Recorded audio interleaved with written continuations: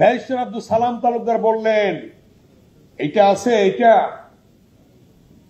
গুর্দা, কলিজা, সাহস বেগম খালেদা জিয়ার মতো।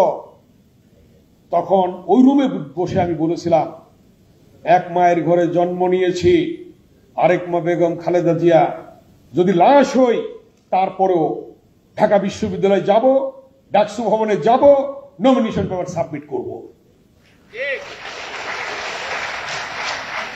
তখন আমাদের পাশে আরেকজন যারা আতাত করেছিল এরশাদের সাথে, সে অস্ত্র নিয়ে গেল, আমাদেরকে নমিনেশন সাবমিট করতে দেবে না।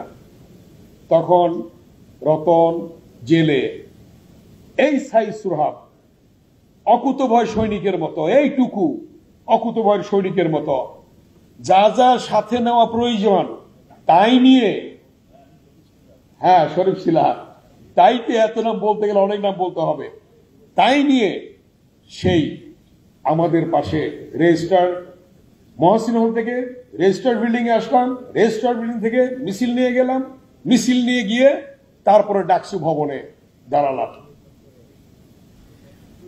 তখন দেশনেত্রী বেগম খালেদা জিয়ার কথাগুলি উনার মুখ দিয়ে বেরিয়েছিল।